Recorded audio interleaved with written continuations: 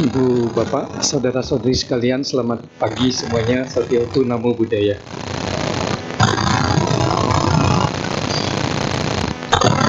Baik, pada kesempatan ini, judul kita adalah kata-katamu duniamu. Dalam bahasa Inggris, Your Word, Your World. Saya akan mulai dengan satu cerita terlebih dahulu. Jadi satu waktu saya pernah mendengar cerita dari katakan seorang teman gitu ya. Jadi dia bercerita pernah jalan-jalan dengan beberapa temannya di Singapura. Kemudian mereka naik MRT dan pada waktu itu gerbong yang dinaiki cukup ramai lah ya. Kemudian dari teman itu berkomentar, menunjuk, mengarahkan kepada penumpang yang lain, kemudian mengatakan kayak monyet karena bulunya banyak, kelihatannya orang bule. Kemudian setelah MRT-nya berjalan beberapa lama, berhenti di satu stasiun. Lalu bule, si monyet itu mau keluar dan dia berkata, permisi, monyet mau lewat. Dia bisa bahasa Indonesia. Teman dan teman-temannya itu mungkin berpikir, ini negara orang, bisa jadi nggak tahu bahasa kita.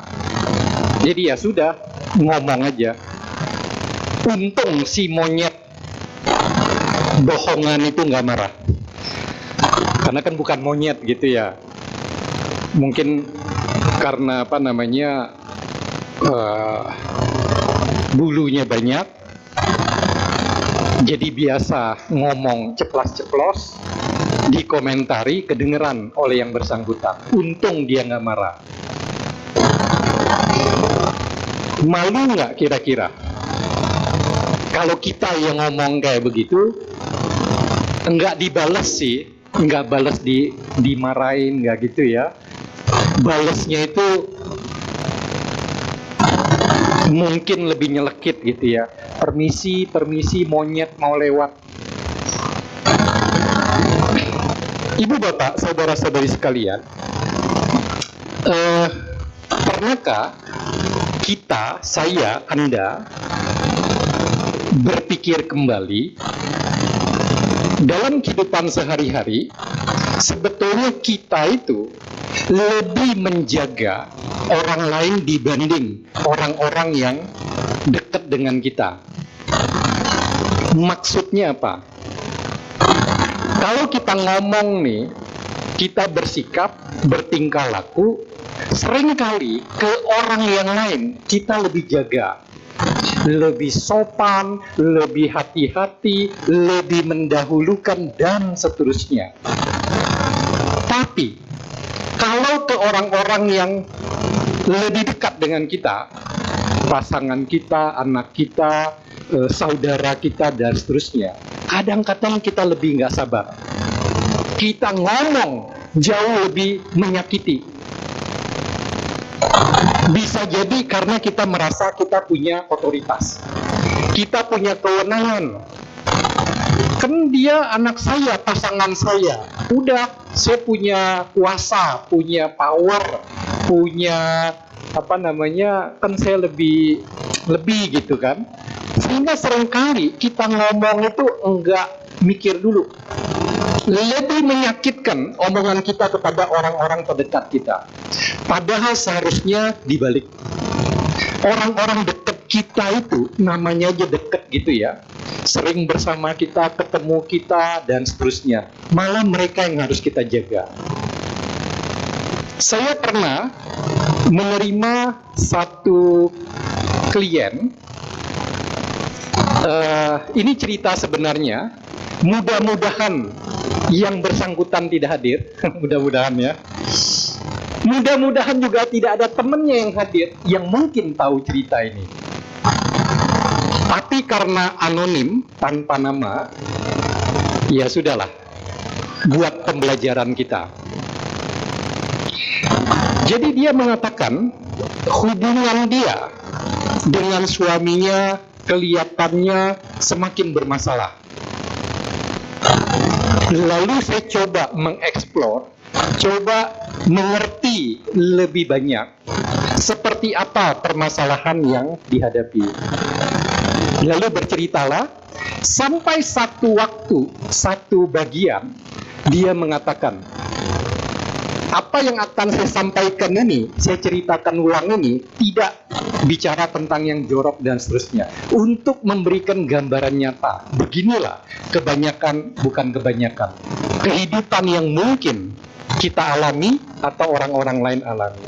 Dia mengatakan, karena kamar mandinya di dalam, satu ketika dia lagi mandi, suaminya mungkin kebelet, lalu BAB di dalam ruangan kamar mandi yang sama. Apakah dia nggak mikir saya di dalam? Kira-kira orang BAB itu, apalagi kalau beberapa hari tidak BAB gitu ya, Anda bisa bayangkan betapa dahsyatnya aromanya. Kira-kira begitulah. Apakah dia nggak mikir saya lagi di dalam? Sekali lagi, ini tidak bertujuan untuk bicara hal yang jelek, yang jorok, tidak. Tetapi ini terjadi. Bisa jadi, mungkin saja di tempat lain, bukan di sini. Kadang-kadang, mohon maaf, kita menggali kekayaan di dalam hidung kita. Paham ya maksudnya? Ngupil di depan anggota keluarga cuek-cuek saja. Bahkan mungkin kita kentut pun mungkin. Bisa jadi kita nggak peduli, kan keluarga gitu. Tapi beranikah Anda kentut di keramaian, di publik? Bisa jadi ini contoh-contoh yang tidak sangat amat atau sering terjadi lah. Tapi mungkin saja terjadi.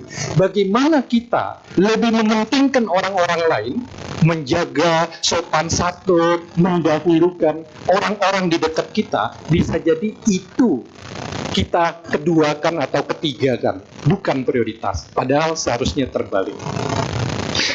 Saya pernah melihat ini gambar, bahkan pernah diberikan patungnya gitu ya, monyet.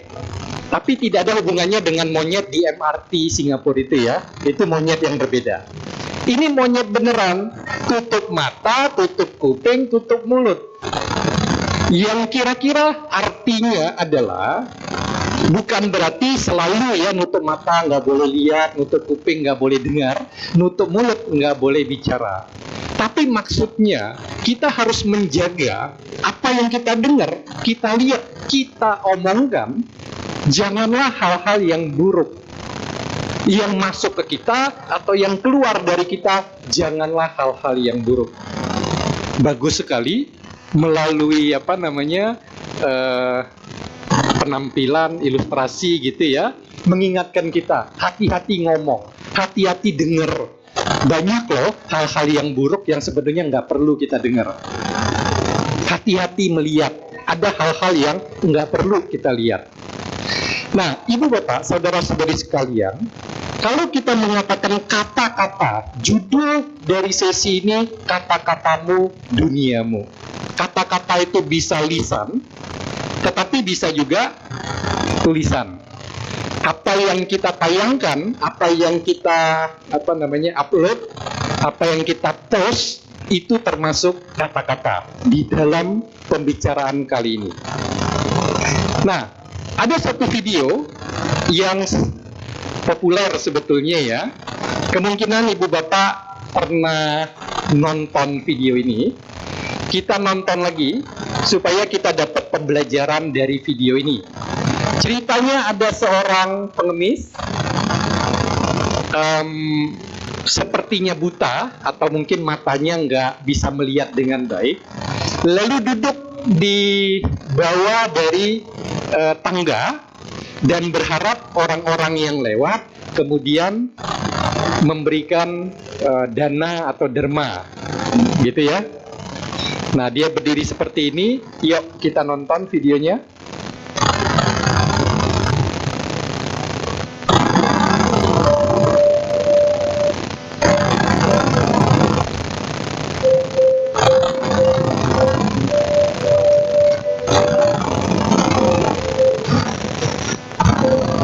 Ada tulisan dari potongan kardus di sebelahnya. Beberapa orang yang lewat memberikan dana sekeping, 2 keping gitu ya. Sampai satu ketika ada seorang wanita yang akan melewati, sudah lewat, dia balik lagi, kemudian menuliskan di balik potongan kardus yang masih kosong, meletakkan kembali di sebelah dari pengemis itu.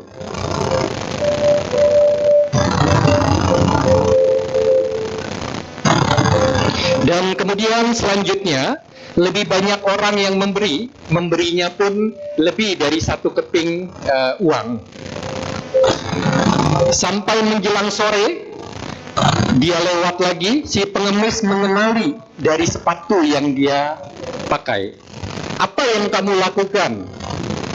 Saya tidak melakukan apa-apa, saya hanya menulis kembali. Apa yang dia tulis seperti ini.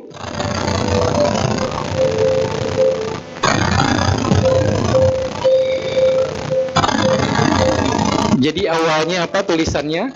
I'm blind, saya buta, please help. Tolonglah saya ini patut dikasihani dan seterusnya, kira-kira begitu ya. Kemudian yang ditulis oleh wanita itu apa? Hari ini sungguh cerah, sungguh menyenangkan, hari yang baik. Sayang, saya tidak bisa menikmati itu. Artinya andalah yang bisa menikmati.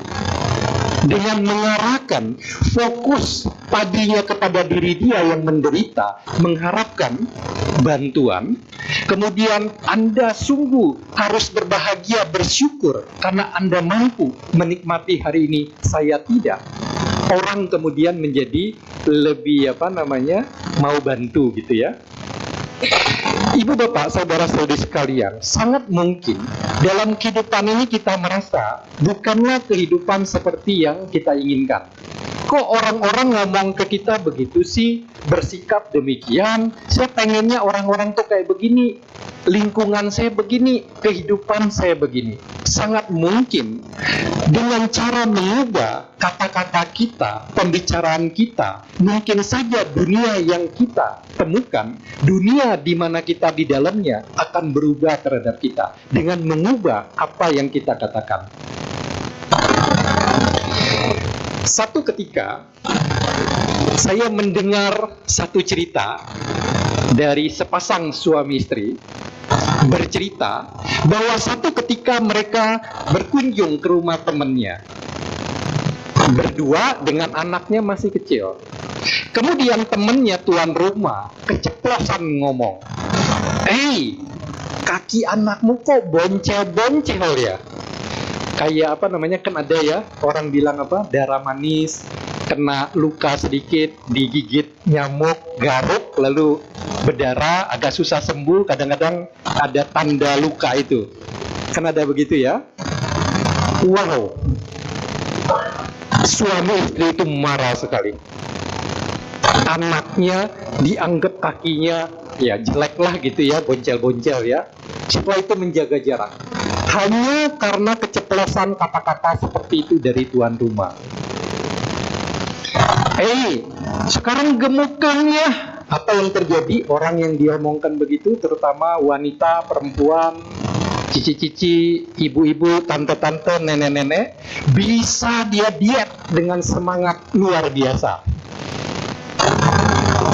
Padahal kadang-kadang kata-kata seperti ini hanya pengisi aja. Bingung mau ngomong apa.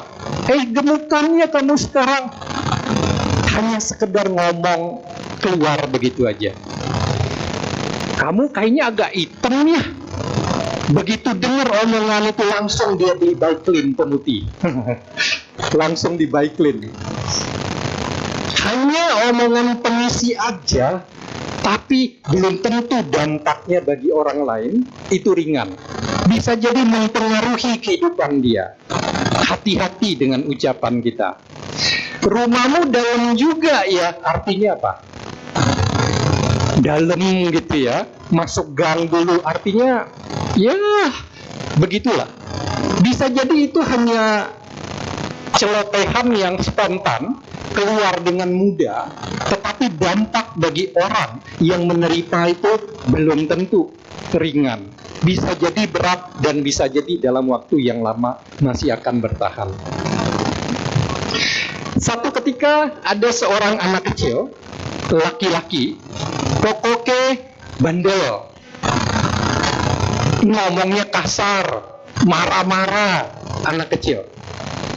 Bagaimana cara papanya untuk mengembalikan si anak kecil ke jalan yang benar? Satu ketika dia ajak anak atau putranya, kita lihat yuk pagar rumah kita, depan itu pagar kayu, gimana? Kalau mulai besok menjelang malam, maghrib, sore ke malam, kamu coba ingat-ingat dong, sepanjang hari berapa banyak kamu mengeluarkan ucapan yang nggak benar, marah-marah, maki-maki, ngomel-ngomel ke guru, ke teman, ke saudara, dan seterusnya. Esok hari, begitu sudah waktunya menjelang maghrib, dia jangan ingat, wah jumlahnya cukup banyak. Silakan kamu memaku di pagar kayu yang mengelilingi rumah mereka. Banyak. Hari berikutnya banyak. Hari berikutnya lama-kelamaan kan mungkin malu juga si anak ini mulai berkurang. Sampai satu ketika si ayah, si papa ngajak lagi anaknya untuk melihat hasil karya di pagar kayu rumah mereka. Kemudian ayahnya mengatakan, coba deh kamu cabut satu atau beberapa dari paku yang sudah ditancapkan itu. Lalu ayahnya bertanya, kalau kayu itu sudah luka, sudah ada lubang, meskipun kemudian dicabut lagi, bekasnya itu masih ada atau enggak? Bisa jadi di antara ibu bapak yang hadir ada yang protes. Bisa didempul, bisa dicat lagi, enggak ada bekas. Tapi benarkah di dalam itu tidak ada luka di kayu itu? Kemudian papanya mengatakan, seperti itulah, begitu kita sudah melukai hati, pikiran orang lain, meskipun kita minta maaf, bisa jadi dimaafkan, ya udahlah nggak apa-apa, kecil, udah nggak usah pusingkan, omongan di luar mungkin begitu. Tapi satu ketika kita melakukan kesalahan lagi kepada orang itu, apa yang akan muncul? Memang dia itu kayak begitu orangnya dari dulu begini-begini. Pernahkah Anda mengalami seperti itu? Anda yang melakukan ke orang lain atau orang lain melakukan terhadap Anda? Walaupun sudah mengatakan maaf, belum tentu di dalam diri kita sungguh-sungguh itu sudah dilepas. Jadi hati-hati dengan ucapan kita. Ingatlah, sebelum kata-kata itu terucap, dikeluarkan, kita adalah tuan dari ucapan itu. Tuan artinya yang berkuasa, yang menentukan sebelum kata-kata itu keluar. Tetapi begitu kata-kata sudah keluar, kita adalah budak.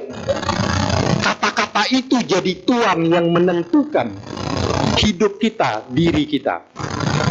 Ibu bapak setuju dengan dua kalimat barusan? Sebelum kata-kata diucapkan kita jadi tuan loh, yang berkuasa, yang punya hak. Tapi begitu udah keluar, kita sudah menerima apa dampak atau akibat dari kata-kata yang sudah kita keluar. Kita bukan lagi menjadi tuan. menjadi budak yang harus menerima konsekuensi, kalau itu punya konsekuensi, kata-kata kita yang sudah dikeluarkan. Nah, Ibu Bapak, saudara-saudari sekalian, kira-kira seperti apa kata-kata yang tepat, baik lisan maupun tulisan? Yang pertama, nyusunnya. Apakah kata-kata yang disusun berfokus kepada diri kita, ataukah berfokus kepada orang yang sedang berkomunikasi, bicara dengan kita? Fokusnya ke siapa yang lebih baik? Pernahkah Anda ketemu entah teman, entah kenalan, entah kenal di mana, setiap kali ketemu pasti ngomong masalah? Pusing saya, anak saya begini, dan seterusnya.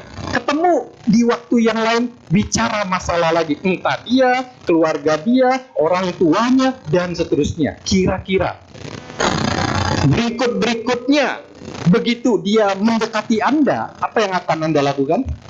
Daripada gua pusing dengerin masalah lagi, lebih baik saya pergilah, saya menghindar, dan seterusnya. Memang alamiah, seseorang yang memiliki masalah atau banyak masalah kadang-kadang meringankan diri dia dengan bercerita, menyampaikan. Wajar. Tapi kalau ketemu orang tiap kali bicara fokus diri sendiri dan itu masalah, sebetulnya kita menambah beban masalah bagi orang lain. Hati-hati.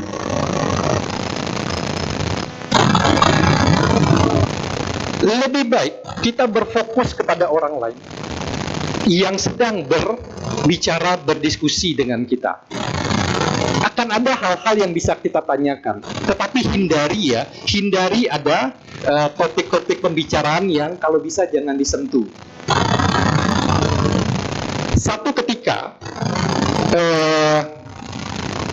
waktu saya kerja di satu grup besar perusahaan, ada rekan kerja, dia bagian bisnis kontrol, saya di bagian berbeda. Satu ketika dia tanya begini, anak kamu berapa? Ya, orang tanya kan jawablah dengan pas, dengan baik gitu ya. Begitu saya jawab, normal nggak kalau saya bertanya balik ke dia? Untuk pertanyaan yang setara. Kalau kamu anaknya berapa? Ya, kalau saya belum menikah.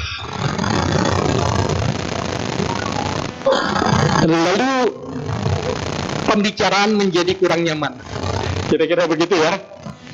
Karena waktu itu usianya udah ya mungkin mendekati 40, kira-kira begitu. Bayangkan, saya yang tidak memulai duluan, saya memberikan pertanyaan yang seimbang, itu pun membuat suasana menjadi kurang nyaman. Jadi bertanya, sudah menikah, sudah punya anak atau belum, barangkali kita jaga, jangan dulu bertanya hal-hal itu. Bisa jadi kondisi orang yang sedang bersama kita, dan mungkin ada patokan yang lain. Ngomong-ngomong, kalau kita bicara dengan seseorang, ini disebut apa? Apa bicara? Nah, secara bahasa Indonesia kurang tepat ya. Kamu lagi waktu bicara dengan dia gimana? Lawan bicara kamu meresponnya gimana? Ngomongnya apa? Lawan bicara. Lawan itu artinya apa? Musuh gitu ya, berantem. Padahal kita ngomong dengan kawan. Jadi harusnya ngomongnya bukan lawan bicara, tapi kawan bicara. Nah, Ibu Bapak, saudara-saudari sekalian, sangat baik kalau kita berbicara dengan orang lain, tunjukkan perhatian kita gitu ya. Hindari topik-topik yang bisa jadi sensitif. Hal-hal yang umum lah gitu. Rambutnya bagus kamu potongnya di mana? Ini namanya gaya apa sih? Misalnya gitu ya. Dimulai dengan pujian, tanya dengan dia, pasti dia akan semangat.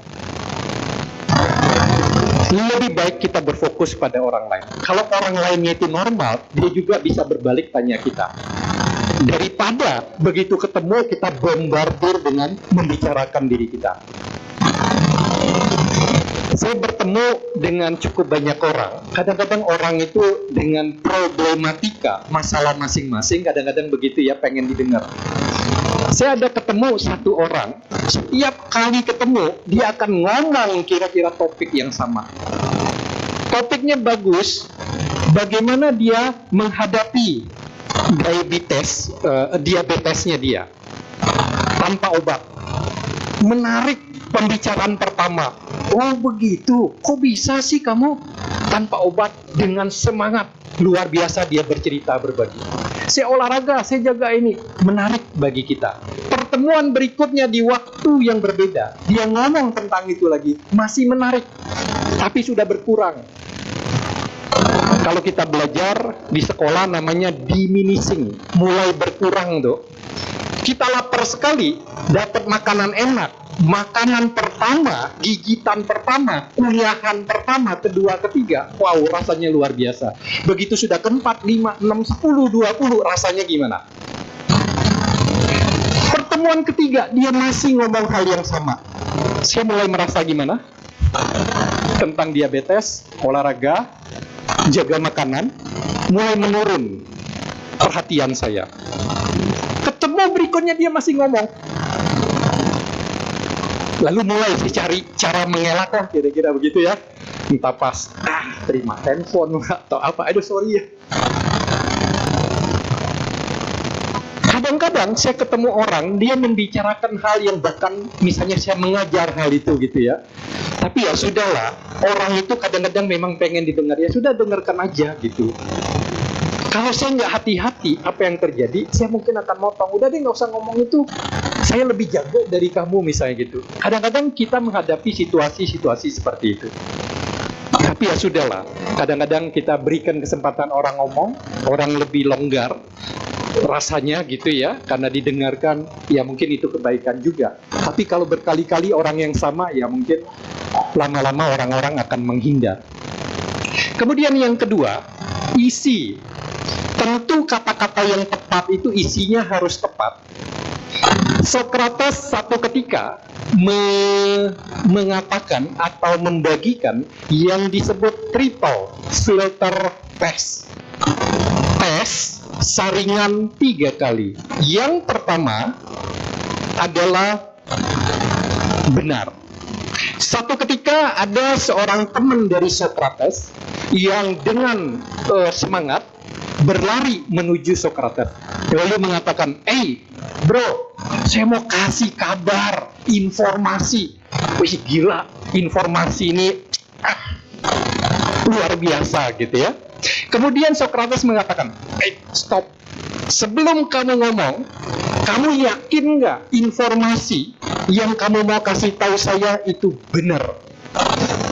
Terus temennya bilang, nggak tahu juga sih. Saya juga dengar dari si A si B yang ngomong, tapi saya langsung enggak juga sih. Tapi saya dengar dari si A si B, kayaknya benar sih.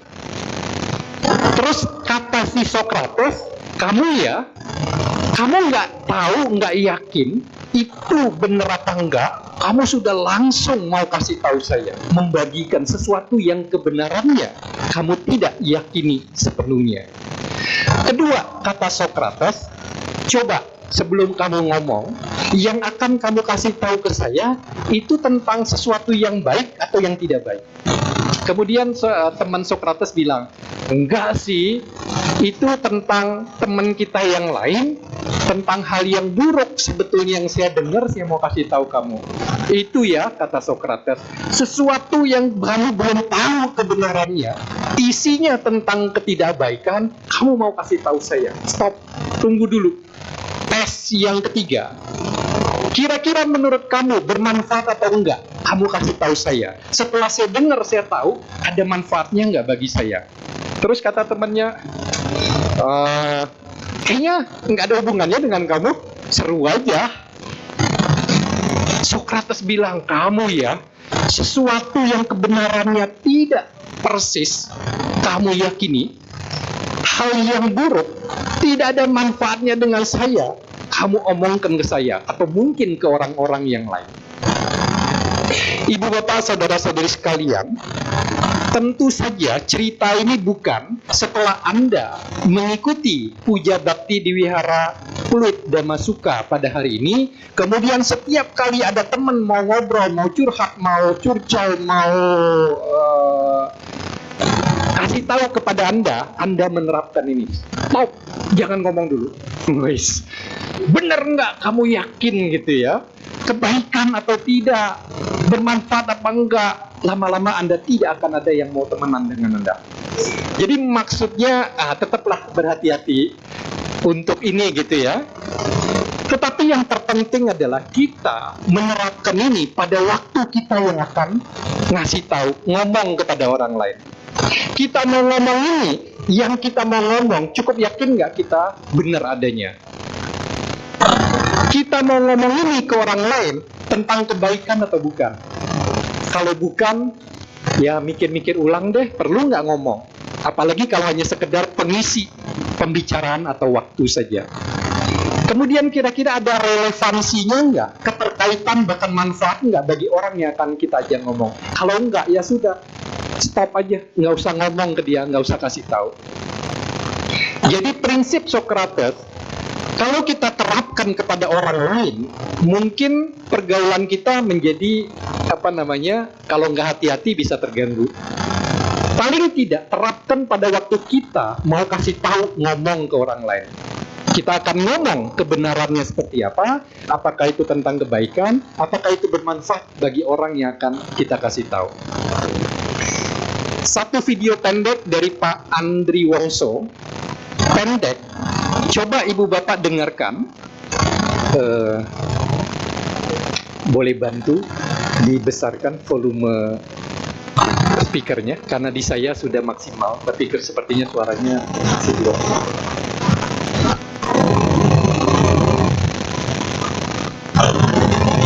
Jadi video pendek Pak Andri ini mengingatkan mulutmu adalah harimaumu. Seperti apa ucapan yang baik, yang ada baiknya kita ucapkan dalam kehidupan sehari-hari. Oke, nggak apa-apa, saya coba tes ya.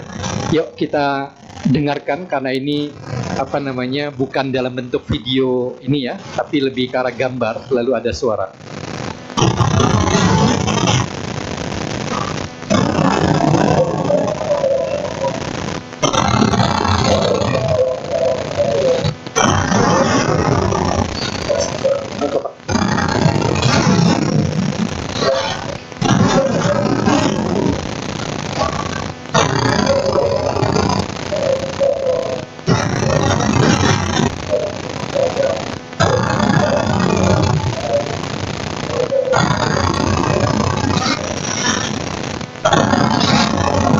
Oke, saya lupa, ternyata suaranya keluar di proyektor.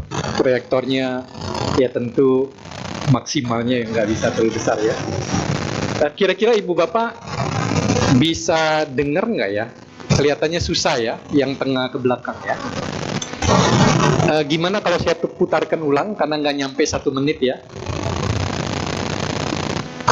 Saya putarkan ulang. Oke.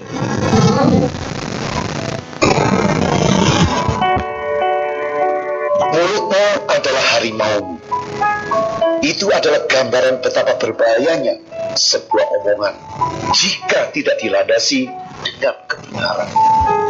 Mari biasakan berpikir sebelum berbicara, dan lebih baik lagi bisa membuat orang lain berbahagia dengan lebih banyak menceritakan kebaikan dan kehebatannya daripada aib dan keburukannya.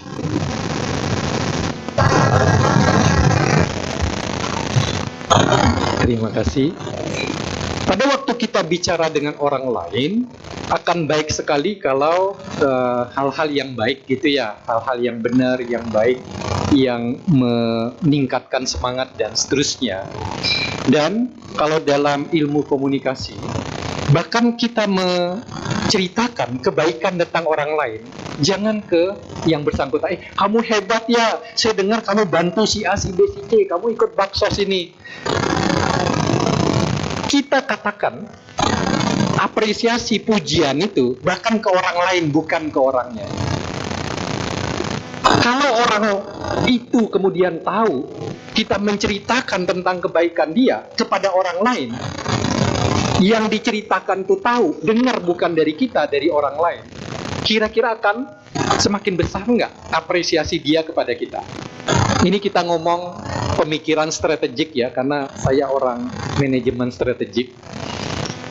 mikirnya, daripada saya ngomong langsung puji dia, pujian saya dia senang. Tapi kalau saya ngomong puji dia ke orang lain, kita tahu orang ini mungkin akan ngomong ke dia, dia pasti akan jauh lebih senang lagi, kira-kira begitu.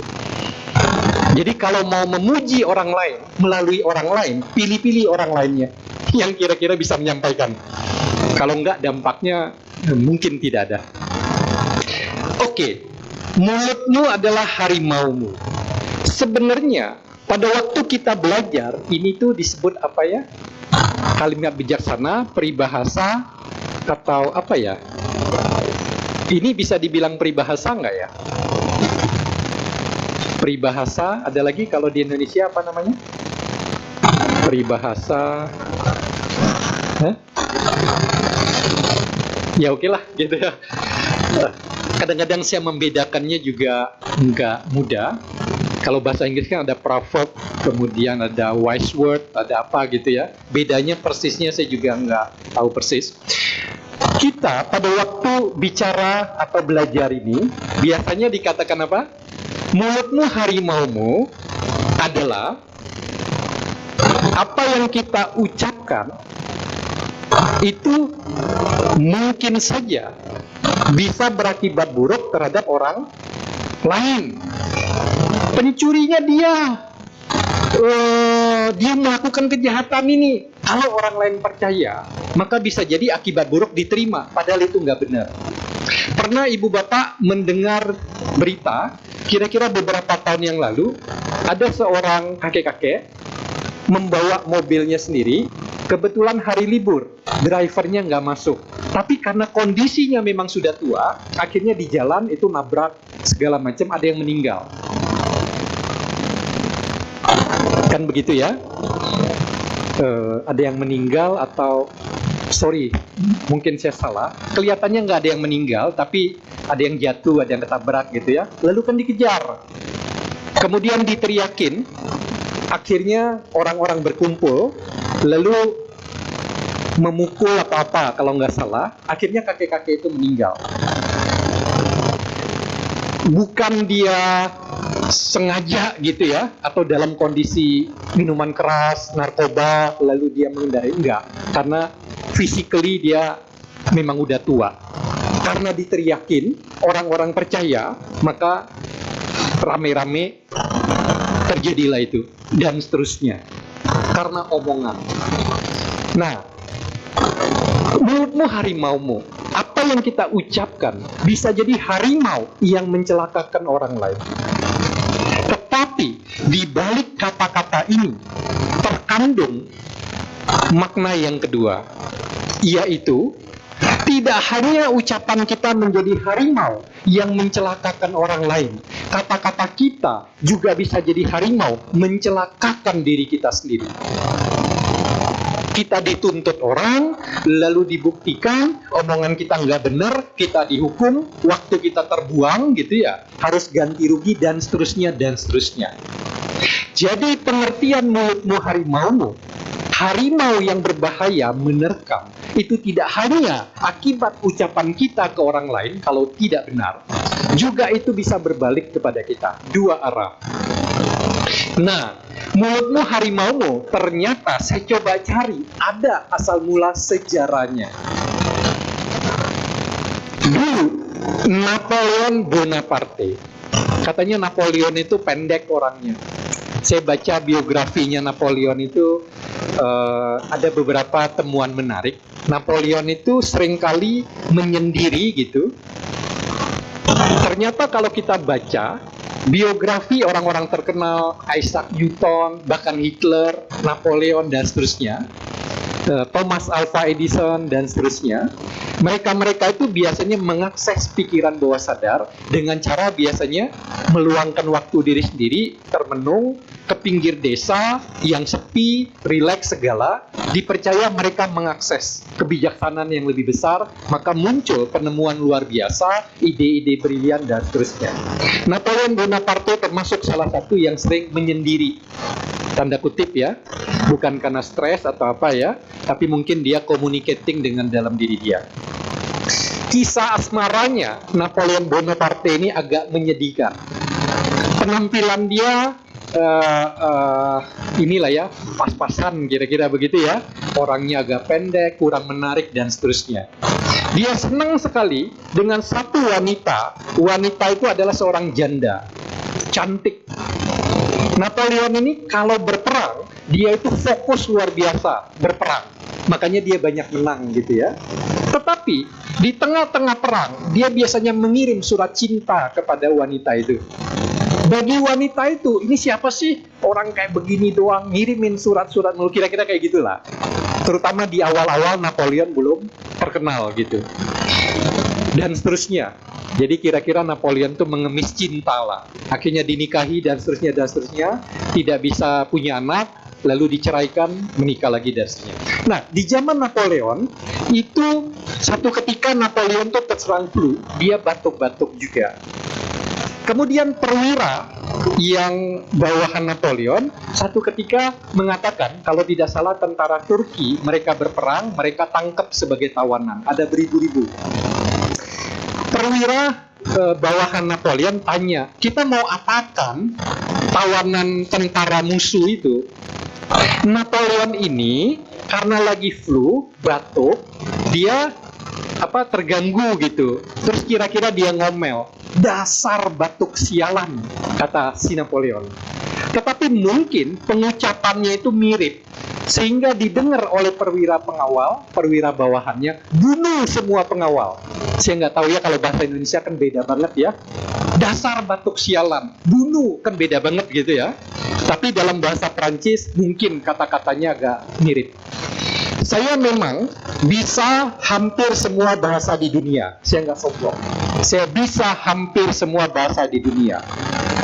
Bisa doang, ngerti kagak? Jadi bahasa Prancis yang nggak ngerti ya. Coba kita dengar lah seperti apa. Apakah memang dekat ucapan tadi? Coba kita dengar.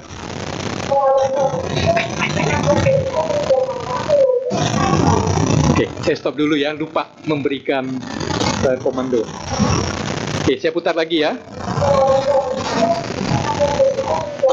Untuk harimaumu. Ternyata peribahasa itu berawal pada masa revolusi Prancis ya. Saat berperang di Timur Tengah pada 1799, Napoleon Bonaparte bermaksud akan melepaskan 1.200 tentara Turki yang disandra tentara Prancis ketika mereka berhasil merebut sebuah kota bernama Jaffa. Saat itu sang jenderal sedang terserang flu. Ketika ia menginstruksi pasukan, ia sering terbatuk-batuk. Kemudian ia bergumam, "Masa foto," ya artinya batuk sialan. Namun perwira pendamping Napoleon salah dengar dan merasa Napoleon mengatakan "Masa foto," ya artinya bunuh semua.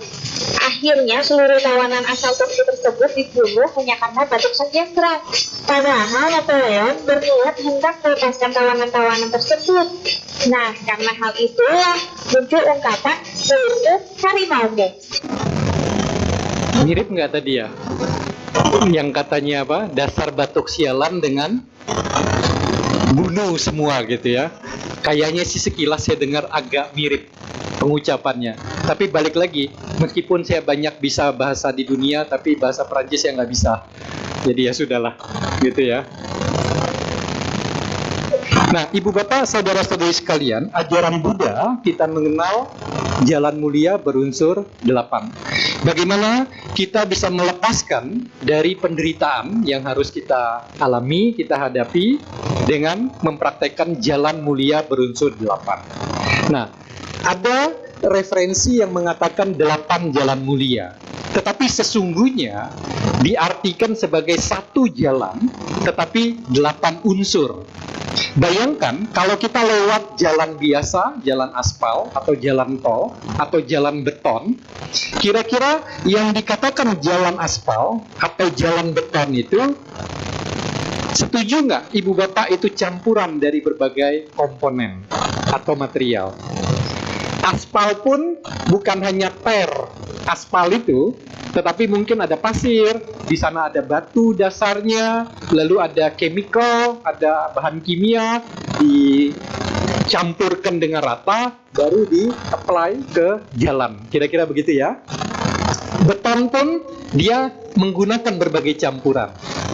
Kita mau melewati jalan itu di kiri, kanan, atau di area istirahat, kita jalan dimanapun, kira-kira kita akan menyentuh jalan dari campuran material atau tidak? Oh, kalau jalan itu sebelah kanan, maka itu hanya aspal ter hitam aja. Kalau di tengah itu kerikil, kalau di kiri pasir. Apakah begitu? Kan enggak. Kita mau lewat kiri, kanan, paling kiri, tetap bahan jalan yang kita lalui itu adalah campuran.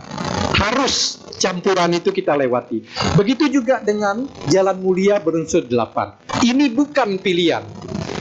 Bukanlah 8 jalan, tetapi satu jalan komponennya 8. Jadi 8-8-nya harus kita praktekkan.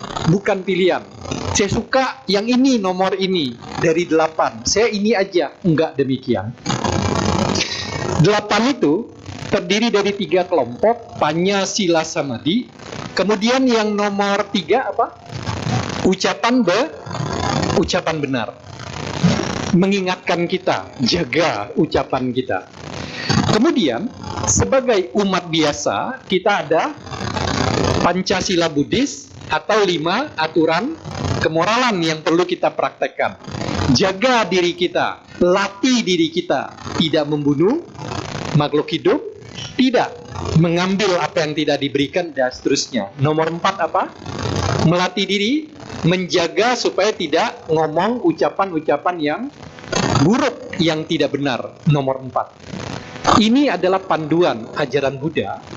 Nah, secara contoh, ucapan yang benar itu kayak gimana, yang nggak benar kayak gimana. Yang hijau, sebelah kiri adalah ucapan benar yang dianjurkan. Yang sebelah kanan adalah ucapan tidak benar yang kita hindari. Jaga. Kalau bisa jangan melakukan ucapan-ucapan itu. Jujurlah dalam berbicara dibanding ada dusta atau kebohongan. Apa yang kita katakan lebih baik menghasilkan kerukunan, kedamaian, kesejukan, harmoni dibandingkan membuat orang ribut, orang berselisih, orang berantem. Kemudian sampaikan dengan halus, dengan sopan, dengan baik dibanding dengan ucapan kasar, caci maki, kemarahan. Meskipun itu benar, dampak baiknya dari kebenaran yang disampaikan dengan kemarahan, caci maki gitu ya, bisa jadi akibatnya akan buruk. Lalu pilihlah, kalau bisa bicara hal-hal yang berarti itu ada maknanya, ada kegunaannya, dan terpuji yang baik. Dibandingkan dengan yang tidak ada dasarnya, gunjingan, kemudian bualan yang kebenarannya kita nggak tahu. Hindari itu. Ini adalah patokan yang diajarkan oleh Buddha antara ucapan benar dan tidak benar. Nah, dalam kitab suci Dhammapada syair 100, Buddha mengatakan seperti ini.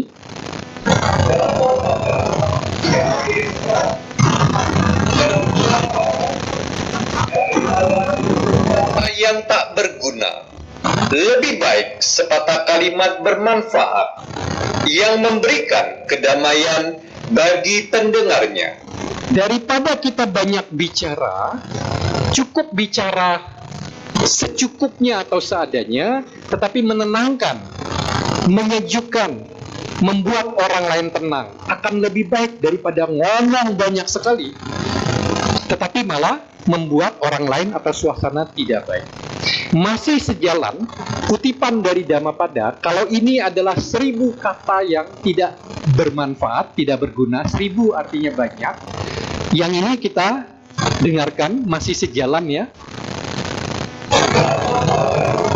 Syair 101, Buddha mengatakan, daripada 1000 bait syair yang tak berguna, lebih baik sebait syair bermanfaat yang memberikan kedamaian bagi pendengarnya. Hanya dengan beberapa rangkaian kata dan kalimat, tetapi yang relevan, yang terkait gitu ya, daripada banyak kata-kata yang baik tapi tidak relevan dengan situasi kondisi yang dihadapi, cukup dengan sebaik aja, satu kelompok aja, maka itu lebih baik. Ibu bapak saudara-saudari sekalian, di Inggris kereta apinya itu dengan peron, betul ya, tempat apa yang semen, yang orang nunggu, keretanya datang, pintu terbuka, orang keluar masuk gitu, itu peron ya, betul ya. Di Inggris dulu, saya nggak tahu sekarang, antara kereta dengan peronnya itu ada jarak. Kalau di kita juga begitu ya, kereta kita katanya kan kereta dari Jepang, biasanya ukuran keretanya dengan desain peronnya ada lubang, makanya kadang-kadang ada orang yang terjatuh, ada handphone terjatuh dan seterusnya. Kalau nggak salah, saya dengar berita ada kereta yang dari China itu keretanya lebih lebar. Jadi kalau, oh ya, terima kasih, harus bersiap-siap lagi, sorry jadi merepotkan ya.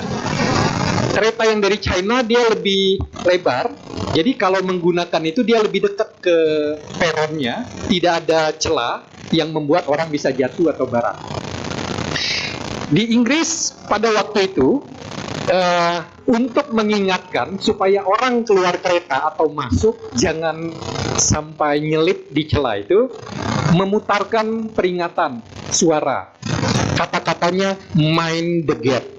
Perhatikan gap atau jarak itu, jangan sampai nyeblos ke dalam jarak kosong itu. Nah, ini saya bocorkan dulu, saya ceritakan dulu atau nonton dulu ya, karena ini demokrasi ya, boleh memilih. Nonton dulu baru saya ceritakan, atau saya cerita dulu baru Anda nonton. Nonton ya. Masa cerita horornya kayak begini tuh, tiba-tiba dia muncul, nggak seru lagi ya? Ya sudah, nonton dulu. Berdasarkan satu cerita yang sebenarnya,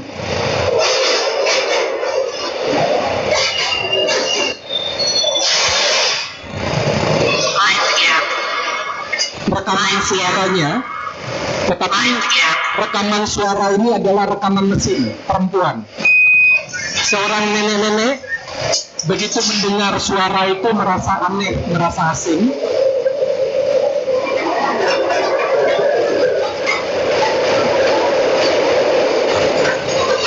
I don't know this one personally. Kata si security, Never has, but a few saya years tidak mengenal perempuan ini, tetapi saya itu melihat dia sitting on the same datang ke seat, stasiun ini. never getting on the Tapi train. dia tidak pernah naik ke kereta yang datang yang berhenti di stasiun ini. City, and Aneh, she sure has tapi been memang having dunia fun. ini banyak hal-hal yang aneh. Satpam berpikir dalam She's such an pikiran dia. elegant lady. Sir, Tiba-tiba nenek itu mendekati si satpam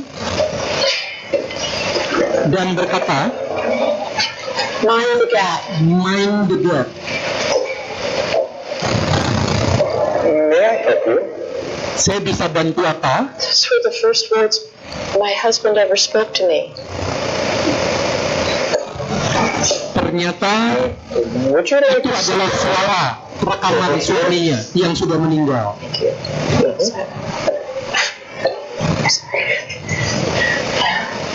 You see, 40 years ago, my husband and I met in the station. Dia dengan almarhum suaminya ketemu di stasiun ini. We had a child. Menikah, punya anak. He had a beautiful voice. Dia punya suara yang sangat bagus, menyenangkan.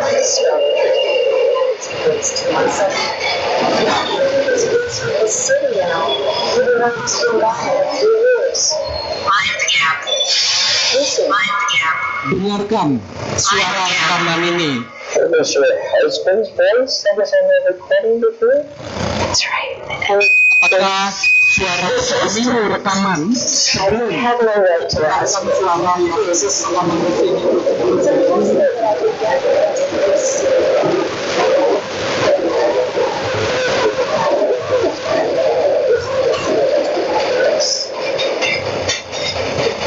So there's nothing I can do about it because today they just Jadi kira-kira dia minta tolong, bisa nggak diputarkan rekaman suaminya lagi?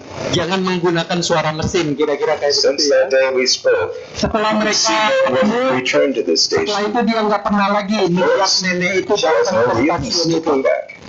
Time always has a way of making things slip away till there's nothing left. Tapi sebulan kemudian, dia melihat nenek itu tidak untuk duduk, tapi membawa kotak untuk bepergian. Tapi tiba-tiba si nenek mendengar ucapan peringatan itu, kembali itu rekaman suara Tuhannya. We were able to get your husband's recording reinstalled. Not in Iowa City, but at least at the station. Kemudian otoritas berwenang This place is all virtual. suara suaminya main degil dan memberikan rekamannya kepada nenek itu. Nenek itu namanya Margaret McCollum, suaminya namanya Oswald Lauren. Mereka ketemu tahun 92, menikah kalau nggak salah tahun 2007. Dia senang sekali, suka sekali dengar suara suaminya. Mungkin suaminya meninggal, dia tidak punya ingatan, tidak punya rekaman. Yang ada adalah rekaman suara suaminya yang diputar di stasiun itu untuk mengingatkan penumpang hati-hati dengan celah antar peron dengan stasiun. Karena dia hanya bisa dengar kembali suara suaminya melalui rekaman itu, maka dia datang. Kalau nggak salah namanya stasiunnya namanya Embankment di kota London. Salah satu stasiun di bawah tanah. Jadi dia datang terus ke sana menjelang kereta itu akan datang, lalu duduk dengar suara suaminya. Satu ketika yang dia dengar adalah suara mesin, maka dia ngomong ke security itu, kok diganti kata security, yaitu kebijakan dari otoritas dan seterusnya.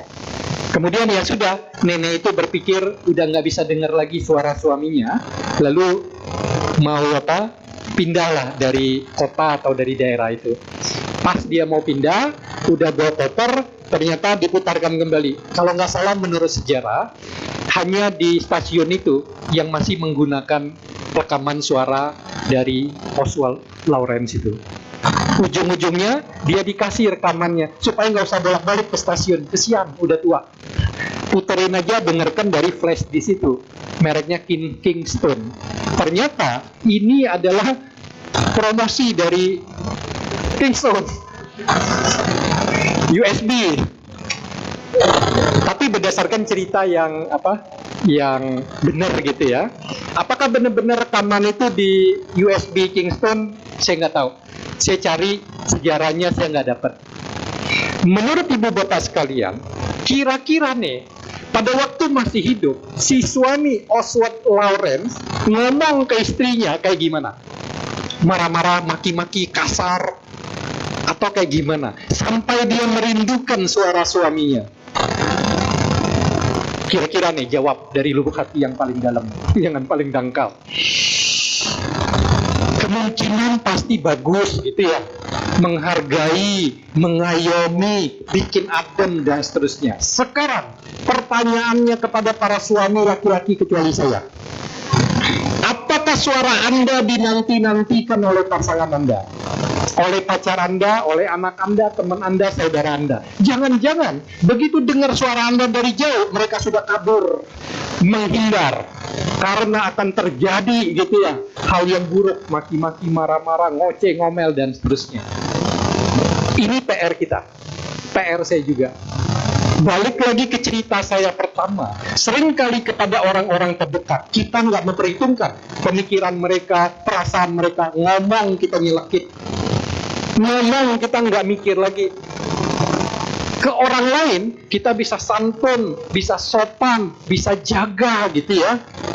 Tapi orang terdekat malah enggak. PR kita harus membalikkan itu. Ke orang-orang terdekat yang harus kita utamakan terlebih dahulu. Cobalah ingat si Oswald Lawrence ini gitu ya. Begitu dia meninggal, suaminya tidak lagi, istrinya tidak lagi, minimal melalui suaranya merasa kehilangan. Bisakah kita seperti itu ke pasangan kita? Ini ingat loh ya, saya tidak mau mendiskreditkan para laki-laki. Jadi berlaku juga para wanita. Jangan Anda nuntut. Tuh, ingat video yang diputar tuh di VTDS hari Minggu tanggal 4. Harus ngomong baik-baik, sopan-sopan. Sebaliknya nggak begitu. Yuk para laki-laki protes demo. Bisa terjadi bolak-balik loh ya. Bukan hanya laki-laki kepada wanita, wanita kepada laki-laki juga. Kadang-kadang ada laki-laki yang under pressure juga. Kalau saya sih enggak, karena istri saya di belakang.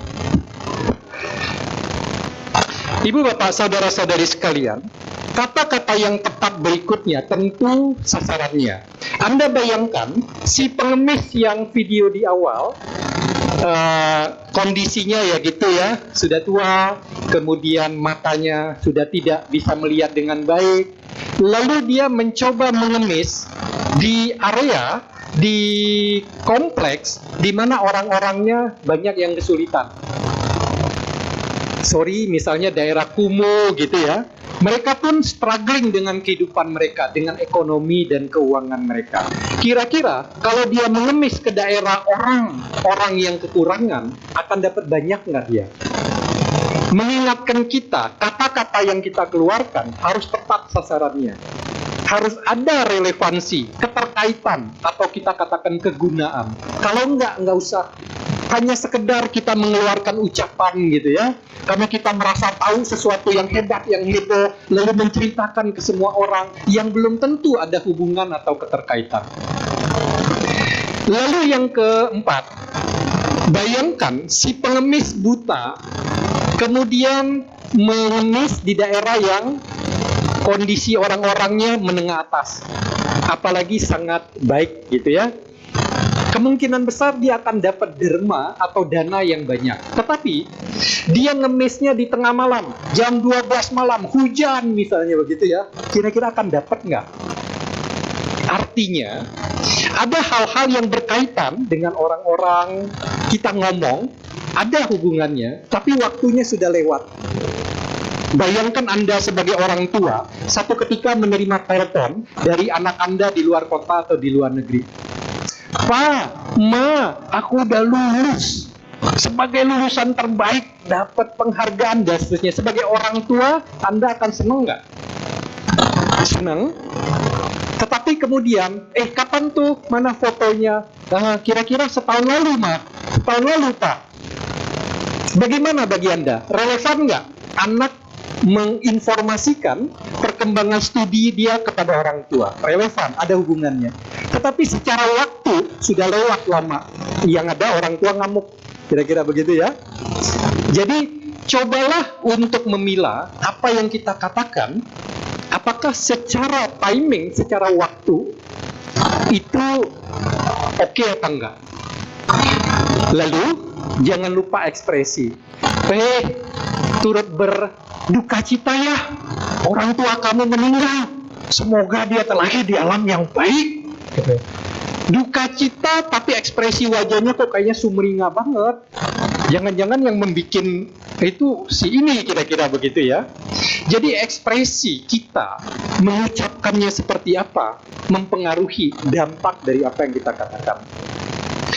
Ibu bapak sekalian, sebagai penutup, mengisilah hari kita dengan lebih banyak hal-hal yang menggembirakan, menyenangkan. Lebih banyaklah tersenyum, tertawa. Belum lama saya beserta istri dan beberapa saudara mengantar mama mertua, sudah usia 83, 84, physically sudah agak lemah gitu ya, berobat ke satu dokter, satu tempat lah.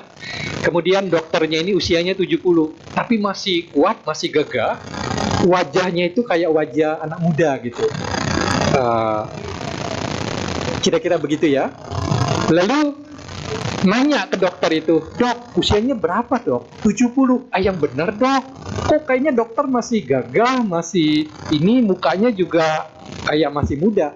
Dia bilang, "Saya lebih sering untuk senyum, untuk tertawa, ngomong hal-hal yang baik menyenangkan, menggembirakan, dia bilang kayak begitu.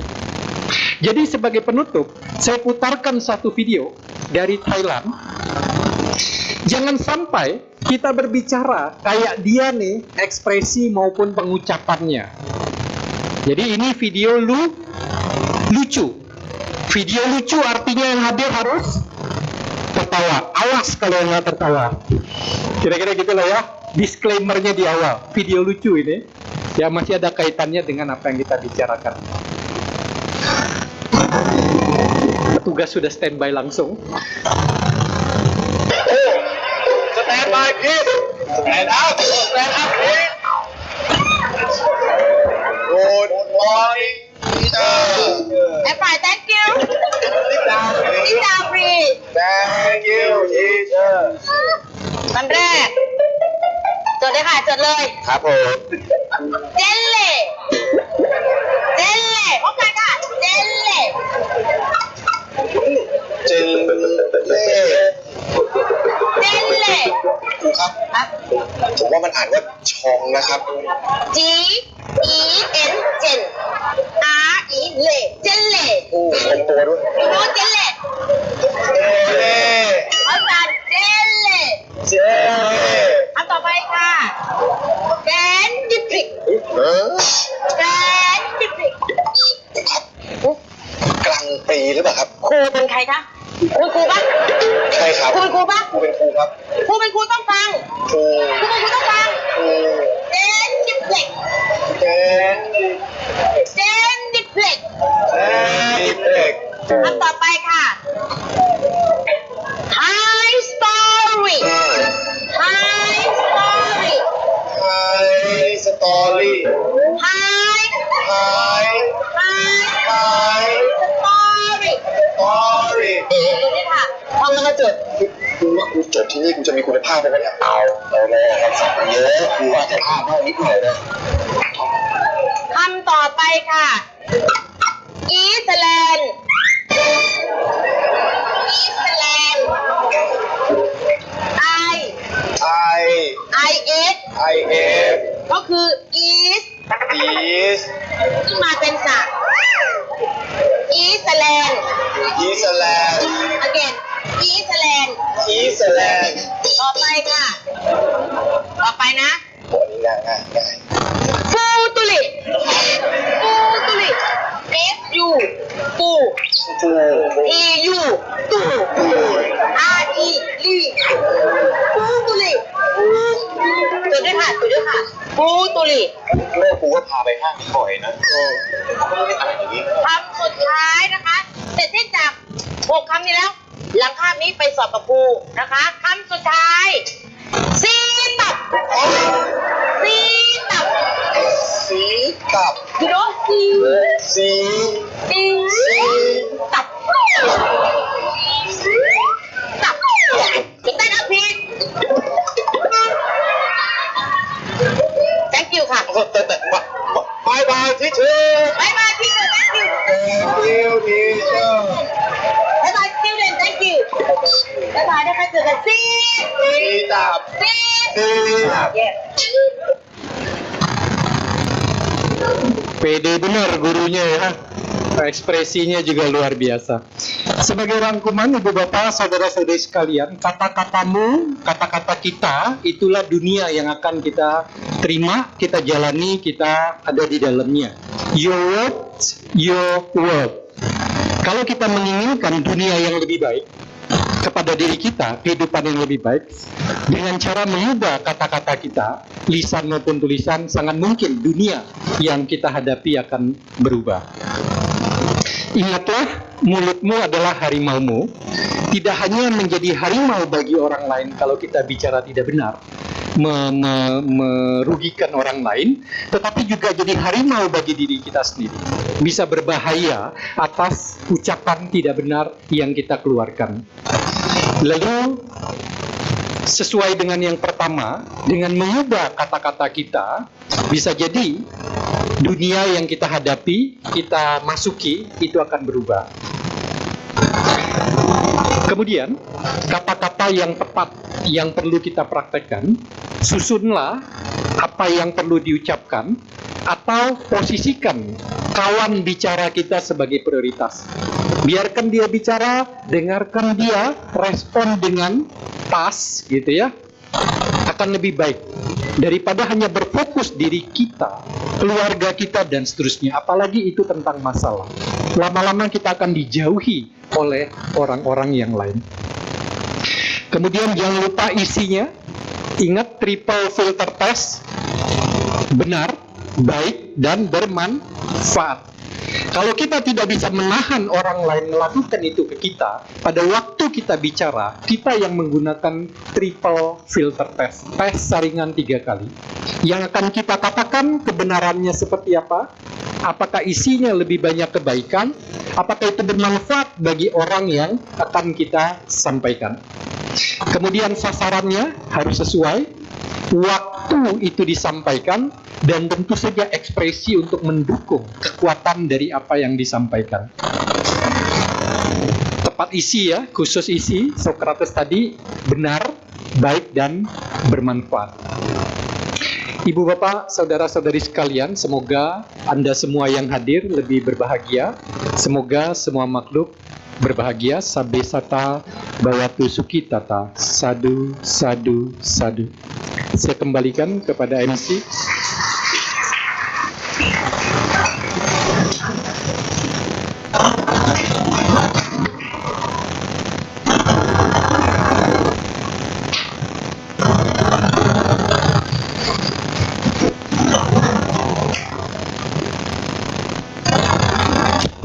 Baik, kini tiba saatnya kita memasuki sesi tanya jawab. Tanya jawab bisa dilakukan dengan angkat tangan, tanya langsung, atau dikirim ke WA admin Wihara. Boleh dicatat nomornya 0811 9921 098. Sekali lagi 0811 9921 098. Sebelum kita masuki sesi tanya jawab, kita nyanyi satu buah lagu sekali lagi bersama-sama. Pada petugas dipersilakan.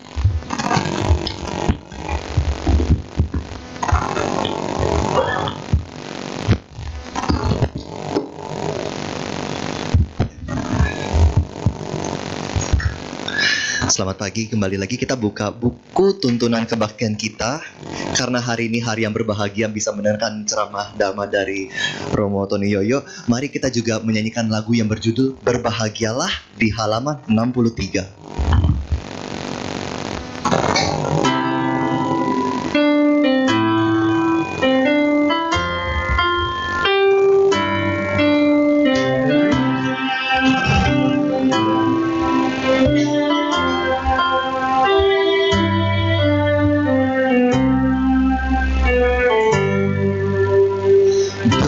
Berbahagialah yang hidup tanpa benci, berbahagia yang tiada terikat kemenangan, tiada belenggu dan derita.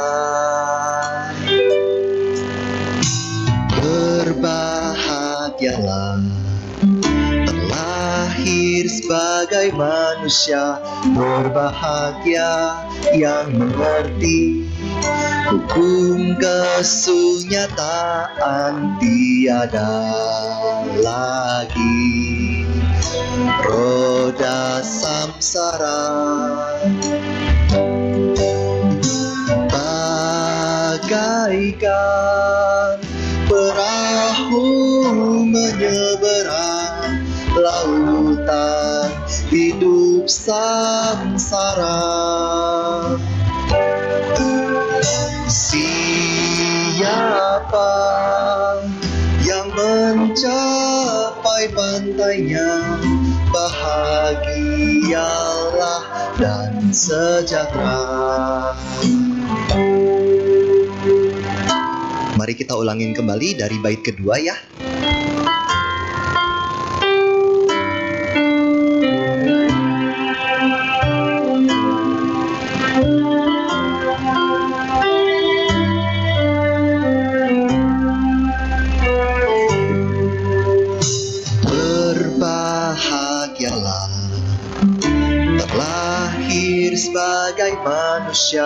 berbahagia yang mengerti hukum kesunyataan tiada lagi.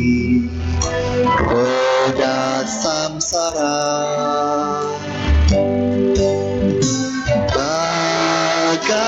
bagaikan perahu menyeberang lautan hidup samsara. Siapa yang mencapai pantainya bahagialah dan sejahtera.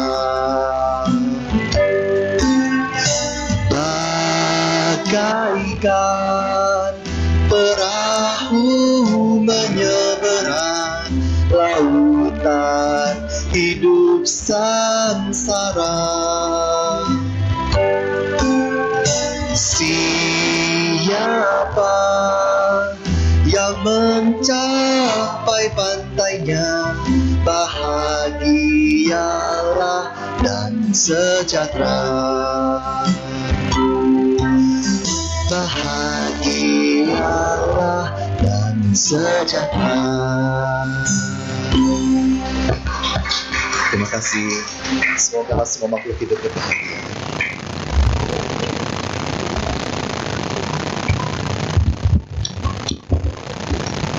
Baik, apakah dari Bapak Ibu teman-teman sedama ada yang ingin bertanya? Boleh langsung angkat tangan aja.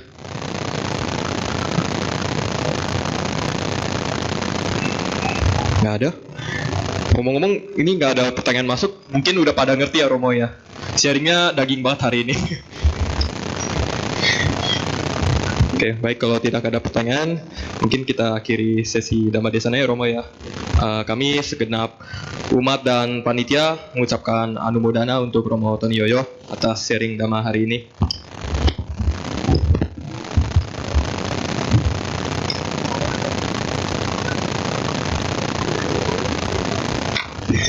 Mari kita lengkapi kebajikan kita hari ini dengan dana paramita.